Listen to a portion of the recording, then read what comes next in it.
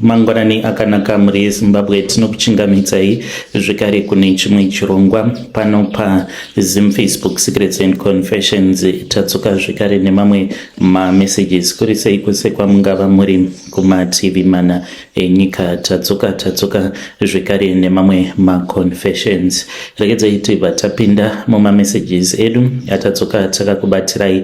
Message yedu yekutanga yakamera sekudai so: hanzi makadi zvenyu mukoma, ndinokumbirawo kuti munge muchindiposterawo nyaya yangu makaviga chitupa changu. Ndauyawo panapa ndiine secret yangu iyo yandiinayo. Secret yangu mukoma yakamera sekudai so: kudzinza rekwedu kune mweya wengozi uri kunetsa, asi ndinotya kuti ndinge ndichiudza vanhu kuti ngozi iyi yakakonzereswa neni. Pari zvino ndiri kurarama ndiri kuno kumhiri kwemakongwa kunova kwandiri kuCanada. Mudzimai uyo mwandigere naye akatosvika pakutoremara ende haatozvizivi kuti akaremadzwa nemweya wemukadzi uyo wandainge ndichifambidzana naye apo pandainge ndichiri kuSouth Africa. Izvi ndo zvakaitikawo hama dzangu. Handizivi kuti ndingaita sei. Ndoudza here hama dzangu kuitira kuti tinge tichisunungurwa tose pamwe chete, nekuti ndaneta nekuramba ndichingofamba ndiri ndega. Ende pose apo pandinodzokera kuZimbabwe ndinoenda ndiri ndega. Ndinenge ndisingatodi kutoti mudzimai wangu ange achitozviziva kuti kune kumwe kwandinenge ndichida kuti ndinge ndichizoenda. Ndinoenda kuMalawi, ende pandinoenda kuMalawi handitodhindisi kana passport yangu. Ndinotoita zvokutojamba border from Mozambique ndozoenda kuMalawi. Saka hatozvizivi kuti pose pandinoenda kuZim ndinenge ndichienda kunoona n'anga yangu iyo inondibatsira kutsipika mweya wemukadzi uyo wandakauraya pandainge ndichiri kuSouth Africa. Zvakaitika ndezvekudai so: this is not my first marriage, it's my third marriage rather. But mudzimai anongoziva kuti ndakangoroora only once when I was in Zim, ndokubva ndachizorambana nemudzimai. Haazvizivi kuti ndakazotomboroora zvekare ndikazotochata mukadzi wacho ndikazotomuuraya. Saka ndakangomunyepera ndikangomudza kuti ndakangowanawo only once, then zvikabva zvachizoramba. Saka pandakaenda kuSouth Africa, ndakaenda kuSouth Africa ndiine mudzimai wangu uyo wandainge ndakatanga kudanana naye kubva tichiri kucollege. Ainge ari mukadzi ainge akanaka. Takazoti tava kugara muSouth Africa, basa rakati ranetsa mushure mekunge ndadzingwa pakambani apo pandainge ndichishanda. Saka ndainge ndiine imwe friend yangu uyo ainge achishanda kumaPrazi vatainge takadzidza naye pasame college. Akabva achizondiudza kuti kana ndichida basa ndaifanira kuti ndige ndichizoya kuzomaketa paPrazi paainge achishanda. Akanditi mabasa ari kunetsa muno muSouth Africa, chingouya ushande mumaPrazi. Isu wani tiri kutongorarama tirimo mumaPrazi macho. Saka ndakabva ndachizoenda kuPrazi ndokubva ndachizowana basa. Mudzimai wandainge ndichigara naye ndakamuudza kuti ndainge ndawana basa muPrazi. Akaramba. Ndakazotoita zvokutomanikidza, plus akazotoita zvokutomanikidzwawo nevabereki vake kuti ange achinditevera. Asi zvemuPrazi ainge asingatozvidi, ainge achitoramba achiti handingamboshande mumaPrazi ini. Saka takabva tachizotanga kugara tose, asi tainge tava kungogara tichingonetsana nguva dzose because ainge asingadi, achida kudzokera kulocation. Akazotanga kudanana neumwe murume wemulocation. Then when I found out akabva achizonditiza. Mushure mekunge mudzimai anditiza, ndainge ndava single, ndainge ndava kugara ndiri ndega. Ndakachovha kuda about 2 years. Of course ndainge ndichitawo zvemagirlfriends, but I was just single at that time. Ndo pandakabva ndachizopiwa promotion pabasa, ndikabva ndachizotanga kushanda as a foreman. Responsibilities angu ainge ari ekuti kana murungu asipo ndini ndaitopa vanhu mabasa. Zvekare nekuona kuti pane shortage of staff here, kana paine shortage, it was my duty kuti ndinge ndichizotsvaka vanhu vebasa. Saka ndaiwanzokuenda kumavillages ainge ari padhuze nekuPrazi ikoko kwatainge tichishanda. Ndaitoshandisa motikari yemurungu imwe pick up. Saka ndakazoti ndaenda kumavillages, ndipo pandakabva ndachizosangana neumwe mukadzi ainge achitotsvakawo basa. Saka ndakabva ndachizomuchiva ndokubva achizotanga kushanda, ndikabva ndachizomupfimba, akazondibvuma ndokubva tachizotanga kugara tose. Mukadzi uyu ainge aine vana vake, akandikudzawo kuti ainge aine past yake. Ndikati hapana problem, tinokwanisa kungogarisana mune zvakanaka. Fast forward takazoti tagara kuda kwegore rose, ndipo apo pandakabva ndachizoti mudzimai ndoda kuti ndige ndichizomufadza. Ndikabva ndachizoti kwenyu sezvo uchiti ndiwe breadwinner, ndoda kuti ndinge ndichikubatsira kuti kunge uchizovakira vabereki vako imba. Kana wavakira vabereki vako imba, then iwewe neni tinokwanisa kuzofokasa tobva tachizokwanisa kuzovaka yeduwo imba, nekuti pose pandaitaura nyaya yekuti tainge tichifanira kuti tinge tichizovaka ndopataisangana neproblem ipapo, achiti iye ainge achida kutanga avakirawo vabereki vake imba. Saka ndakabva ndachizoti ngatichitanga tavakira vabereki vako imba, then tobva tachizovaka after that. Akabva ati okay, no pressure. Mushure mekunge taita saizvozvo mukomanashi takabva tachizotanga kuvaka, but nekuda kwezvakazoitika hatina kuzokwanisa kuzoenderera kumberi because takazotanga kunetsana nemudzimai nekuda kwezvikonzero zvakasiyana siyana. Ndakazoti one day ndakabata foni yake, ndopa ndakabva ndachizoona kuti ainge atori busy achitotaura neex-husband, ende dzimwe mari dzandainge ndichitomupa ainge achitotumidzira kuna ex-husband uyo ainge ari kuBotswana. I then confronted him, akandikumbira ruregerero, akanditi zvinhu zvakadaro zvainge zvisingazombofi zvakaitika zvekare. Akanditi never, handifi ndakazvidzokorora zvekare. Saka ndakabva ndachizomukumbira zvekare ndikati handidi kuti unge uchizoramba uchitaura naex. Akabva anditi I will never do it, never, I will never do it again. But vakangoramba vachitaura nguva dzose vainge vachingotaura. Saka ndakabva ndachizohaya maSouth African kuti ange achizomuuraya. Handichakuudzi hangu kuti akaurawa sei, but ndakaenda kuvillage ndikabhadhara zvimwe zvevakomana zvemuvillage. Zvakomana izvi ndaitozviziva nekuti ndo zvataiwanzokuita madhiri nazvo kana tiine zvinhu zvatinenge tichida kutengesa kumalocation, ndo zvaititsvakira mabhaya. Saka ndakazviudza kuti ndainge tiine munhu wandainge ndichida kuti ange achizorovala, zvinoreva kuti kutorara, but kurara kumwe kuya. Saka vakati yainge isimborikana pressure. Ndakaita zvakaita kuti mudzimai ange achizoenda kuvillage ikoko, haana kuzodzoka, akabva achizopondwa. Ndokufa kwake kwaakaita. Fast forward ndakazotanga kudanana nemudzimai wangu, ndakasangana naye painternet. Tasangana painternet, takadanana tikachovha kwegore rose tichidanana. Akabva achizoya kuZimbabwe, akazondiona akaona kuti zvechokwadi ndainge ndiri munhu ainge ari bo, munhu ainge atoriwo pakutotsvaka mudzimai wekugara naye. Tikabva tachizowirirana, tawirirana nemudzimai akabva achizodzoka kunoku kuCanada, but tainge tatochata. Ndokubva ndachizomutevera as a spouse, ndokuuya kwandakaita kunoku kuCanada.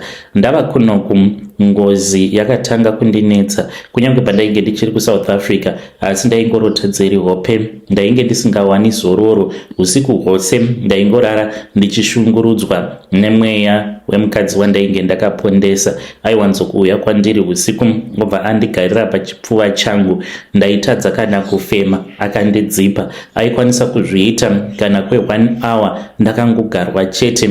Aiti kana mweya wangu wava kuda kuenda obva andisiya. Paya pandinenge ndava kutanga kufema obva andidzipa zvekare kusvika usiku hwose hwapera achingondishungurudza. Saka ndaifamba ndichiendawo kumaprofita ndichibatsirwa zvainge zvichiri kuitika kuhope. Asi ndakati ndauya kuno ndakamuona pandainge ndiri paairport, ndakamuona ndokubva andinzvenga. Ndikaona kuti ndiye mukadzi ainge ambori mukadzi wangu wandakapondesa kuSouth Africa. Ndikatoziva kutoti hondo dziya dzainge dzanditevera kuCanada. Ndakatovhunduka. Mudzimai akandibvunza kuti sei wavhunduka? Ndikangomuudza kuti ndiri kutozvibvunza kuti ndiniwo here ndasvikawo muCanada. Akangoseka asi haana kunge akazviziva kuti I was just lying to him. Aiti akangobuda chete achienda kubasa, zvisinei nekuti anenge ari masikati kana kuti usiku. Kana ari masikati, ndaitora cheya yangu ndobva ndagara panze kusvika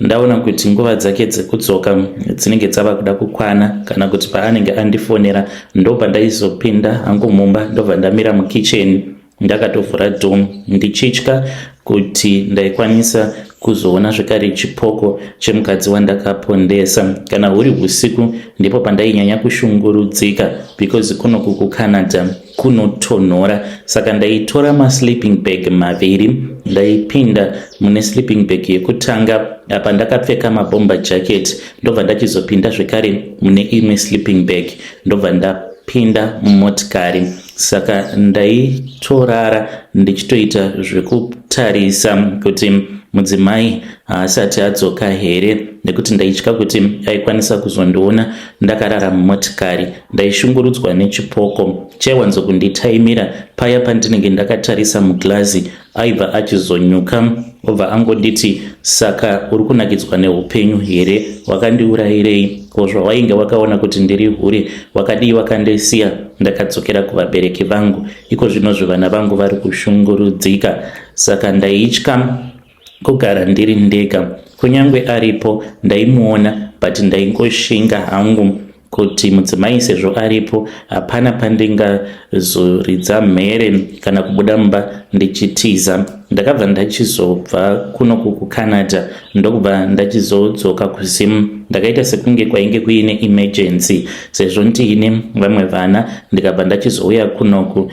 Ndakati ndauya kuno ndikatanga kutsvaka n'anga yakazondibatsira yekuMalawi. Ndakaenda kuMalawi handina kana kutindisa pasipoti, ndakatoenda ndisitorina pasipoti yacho ndokubva ndanobatsirwa kuMalawi ndikapiwa mishonga yandakapiwa. Dambudziko riripo nderekuti mishonga yacho mukomanashi ino expire, saka ndinofanira kungogara ndichiendako kuMalawi, otherwise chipoko chemudzimai wandakaurayisa ari kutoda kutoti ndinge ndichipenga. Ndiri kutsvakawo rubatsiro kubva kwamuri nemhuri yose yeZimbabwe. Handiziviwo kuti ndingabatsirika nawo sei. Ndichange ndichizoteverera ndiri mucomment section. Kana kuine n'anga iri muno muCanada kana kuti vanoita zvechivanhu, especially vanoita zvemanjuzu, please ngavakupei mafone numbers avo. I want to speak with them ndione kuti ndingabatsirika nawo sei. I'll be following through ndiri mucomment section. Vedare ndo message iyo yandakatumidzirwa ichibva kuna mukoma vedu. Let us try to speak with our brother in the comment section. Zvakangooma hazvo veduwe pakaipa ndo nyaya yavo iyo yavakanditumidzira. Hanzi ndiri kunetswa nechipoko chemudzimai wandakauraya, saka vari kutsvaka munhu anokwanisa kuvabatsira. Hanzi ndaneta nekuramba ndichingoita ma-up and down nekuti mishonga yacho ino expire. Apa vanenge vachifanira kuti vange vachibhadhara mari yakawanda. Rekedzai tibva taenda panyedu inotevera. Nyedu inotevera yakamira sekudai so. Hanzi makadi zvenyu mukoma, ndinokumbirawo kuti munge muchindiposterawo nyaya yangu makaviga chitupa changu. Ndauyawo panapa ndiine secret yangu iyo yandiinayo. Secret yangu mukomanashi yakamira sekudai so. Ndiri mudzimai zvekare ndine makore 41 years kuberekwa. Chandiunza pano komanashi ndine secret yandiinayo. Apa ndine murume uyo wandiri kufambidzana naye. Murume uyu ndinomuda, but ndiri kumanikidzwa nevamwe vangu kuti ndinge ndichiisa murume uyu pachijana. Zvino ndichasvikawo pakuzofa here ndisinawo murume. Matambudziko angu akatangira apo pandaisiyiwa namai vangu ndichiriritirwa nemuvakidzani wavo. Namai vangu ivo vainge vari mupurisa, baba vainge vari musoja, saka vaingogara vasipo pamba. Ndini ndainge ndiri musikana mukuru, saka vaivimba neshamwari yavo uyo ainge ari muvakidzani wedu. Ndiye aitibikira, ndiye aitiitira zvose, saka ainge ari muroi. Hakuna ainge achizviziva kuti ainge aine mashavi euroi. Ndaizoti kana ndabva kuchikoro aindipa chimukuyu chekuti ndinge ndichizodya. Ndainge ndisingatozivi kutoti chimukuyu chaainge achindipa dzainge dziri nyama dzevanhu dzaaindipa kuti ndinge ndichizodya. Saka ndakazotanga kumurota sezvaainge akandiudza kuti uchazotanga kundirota, ende kana undirota handidi kuti unge uchizodya nekuti ndinenge ndiri ini chaiye, ndinenge ndauya kuzokuona, ndinenge ndauya kuzotamba newe. Saka ndakabva ndachizotanga kurota tiri kumakuva. Akabva andiudza kuti hope idzodzo handaifanira kuti ndinge ndichizoudza amai vangu. Aindipa mari makuseni oga oga kana tichienda kuchikoro, aindipa mari ekuti ndige ndichinodya kuchikoro ende ndisazoudza vabereki vangu. Takatanga kufamba tose, akazogumisidzira ava kutondipa mishonga yekuti ndige ndichizofamba ndichimwaya mudzimba dzevanhu. Taigara musame street nevamwe overseer vekune imwe church yandisingadi hangu kutaura nezita pati Pentecostal, vaigara mustreet medu. Akandiudza kuti ainge achitadza kupinda pamba paoverseer ivavo. Ndikabva anditi ndiwe unokwanisa kutondibatsira kuti ndige ndichipindapo pamba paoverseer. Akabva achizonditi ainge achida kundipa mushonga. Akandipa mushonga uyu wandakaenda ndikabva ndachizonomwaya pamba pavo patainge tichitamba, because ndainge ndichiwirirana nevana vepo. But ndakazviita mushure mekunge ndamboedza 3 times. Ndaiti kana ndava kuda kumwaya mushonga pamba pavo tichitamba, ndaibva ndabatwa nechiveve zvekuti ndaitadza kana kumwaya mushonga. Saka ndaimuudza zvose zvainge zvichiitika. Akabva achizondipa kamwe kamuti ako kaakanditi kamuti aka ndoda kuti unge uchizokakanda mumba mavo. Takati tichiona movie nerimwe zuva, ndo pandakabva ndachizopfekedzera kamuti ikako musofa. Kainge kari kachitanda kainge kari kadiki diki, ndakangokapfekedzerawo musofa. Then mangwana acho pandakazodzokera kunotamba, ndikabva ndachizomwaya mishonga paloni. Kubva ipapo ndipo patainge tava kutokwanisa kutopinda pamba ipapo paoverseer. Ndaitorota ndichitodaidzwa nemuvakidzani wedu zvekare nevamwe vakadzi vainge vasina kupfeka. Tobva tatoenda,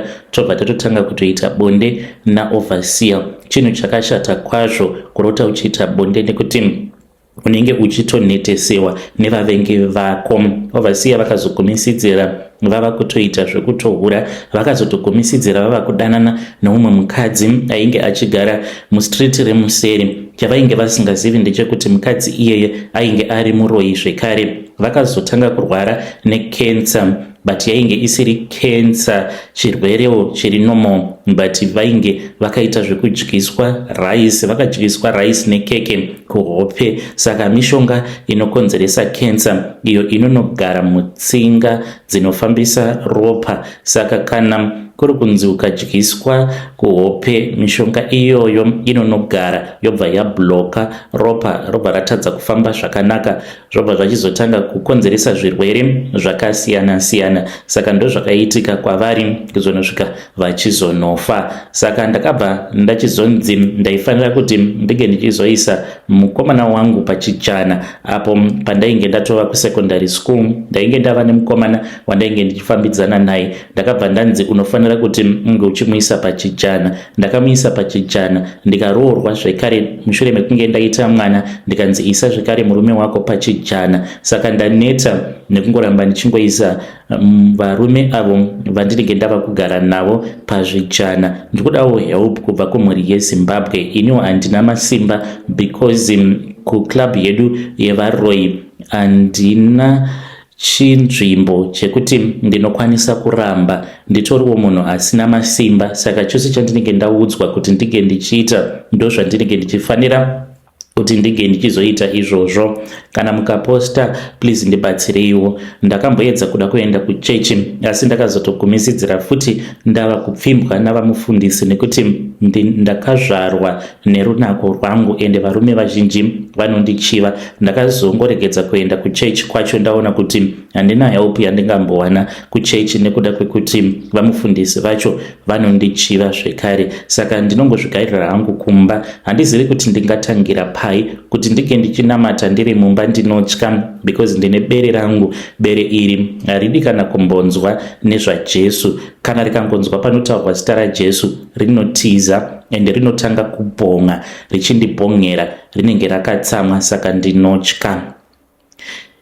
Vedare ndo meseji iyo yandakatumidzirwa ichibva kuna vanzvadzi vedu. Ngatizamei kuti tinge tichitaura navo vanzvadzi vedu ava mucomment section. Zvakangooma hazvo vedu we, hanzi ndine bere rangu ende rinotanga kubhonga kana rikanzwa panenge pachitaurwa nezvaJesu. Strange things indeed they do happen in this world. Let us try to speak with them in the comment section. Votangira pai sezvo vari kuti ndafunga hangu kuti ndinge ndichiita zvekunamata. Let us try to assist them comment section.